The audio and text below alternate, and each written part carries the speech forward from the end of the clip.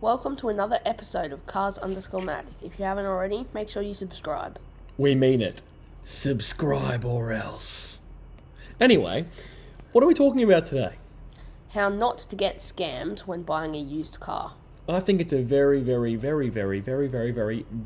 important thing to talk about because worldwide, so many people every single day get scammed trying to buy cars.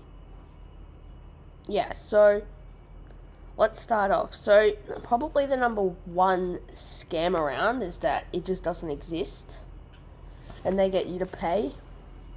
I mean, do you think, Willem, that if it looks way too good to be true, it probably is? Or is there some people actually selling things for crazy prices? Okay, so there are some ways to tell.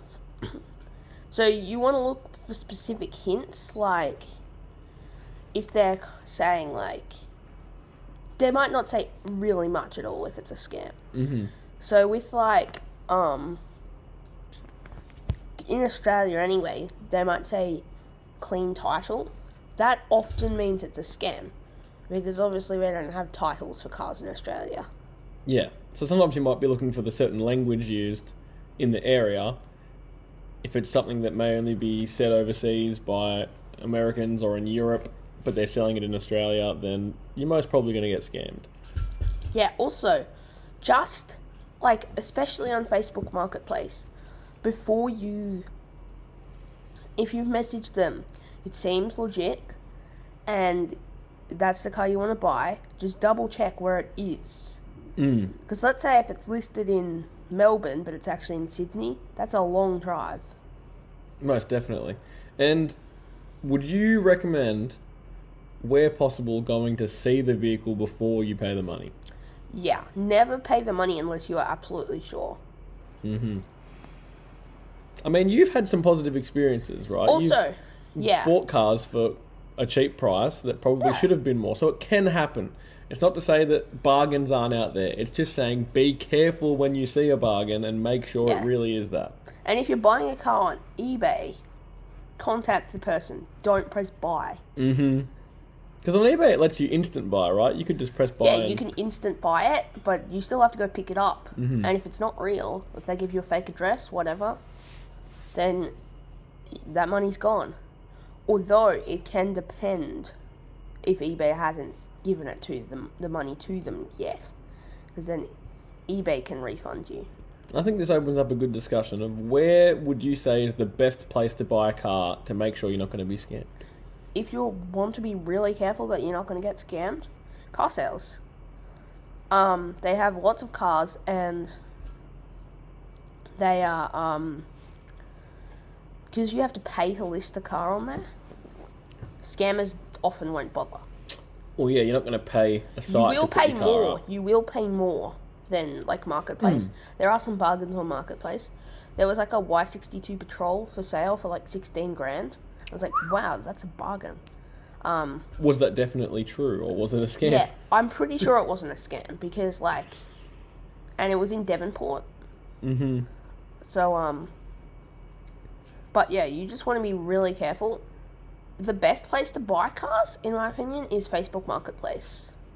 There's so many cars on there, but also so many scams. So if you're not confident in looking for scams, maybe go somewhere else. And I think for you, it's best to buy something local, right? It's best to buy something. I mean, Devonport for us is a good hour and plus away, Yeah, but at least I don't know what it is with Devonport. How come they have more stuff than us? We're a bigger freaking town. It's very true. And they seem to have a lot of cars going all the time. But the thing is, it's close enough for us to go and check the car out. Yeah. Make sure it's real. So for you, no matter where you are in the world. One of the biggest things that might mean it's a scam is if they ask for a deposit. Yes. They might say, oh, we just need $100 to prove it's you first. And then you give them $100 and they say, oh, no, we didn't get that. Could you send one more? And before you know it, you've sent hundreds of dollars to someone who does not even have a car for sale. And nobody wants to lose hundreds of dollars that could go towards a real car. Yeah. And I mean, just paying deposits in general is often with a scam it's to confirm that you're real, but sometimes it actually is to secure it. Mm-hmm. But, I mean, Tesla make you pay a deposit? Well, all car app? companies make you pay a deposit. But that's a freaking car company. Like, how are you meant to get scammed by them? The only thing is if it's a fake website.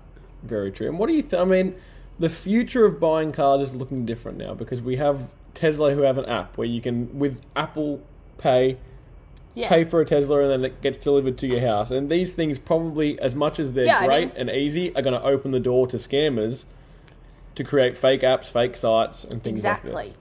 That's why on your browser, if you're browsing a random website that sells cars, just check up the top or down the bottom where the search bar is, and it should have a little lock icon. If it's not, the lock icon has a little thing next to it, or if it's unlocked, then it's probably an unsecure website, and you could probably get off that.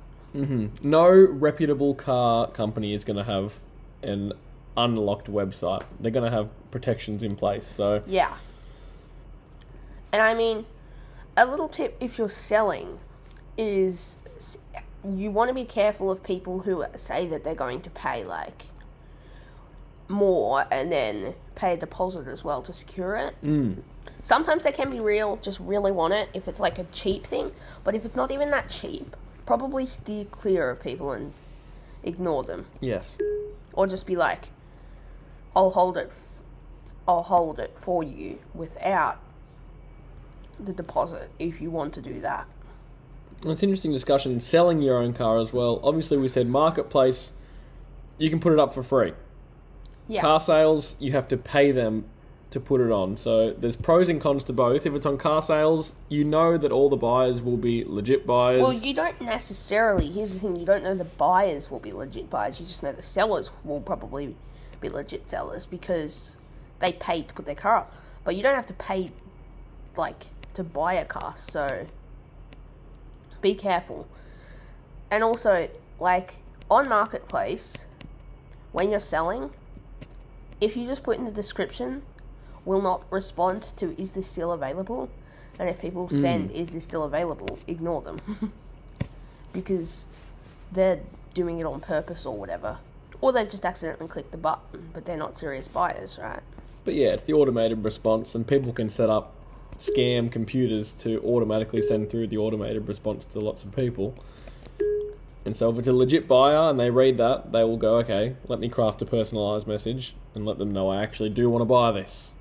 Yeah, and also, if you want to buy a car, so back to buying, you just got to be careful. Like, it can be hard, but there are a few other scams that we need to talk about. So, if you're buying from a car dealership, they're not going to scam you in that way, but they will be like, there's this car cover that will really help, will be so good, you really need to have it. And then they'll be like, oh, here's this detailing thing that will protect your car for a long time, do you want to have it? Kind of thing. They'll just upsell you so many times. Also, if you go to a dealer to buy a certain car, they might try and upsell you to a different car entirely. True. And then you'll be like, oh yeah, that makes sense, that car's better. When actually it's not at all. So going into the car dealership, do your research before you rock up. Do your research about exactly what your needs are in a car, the price points of each. Yeah, also dealerships rip people off.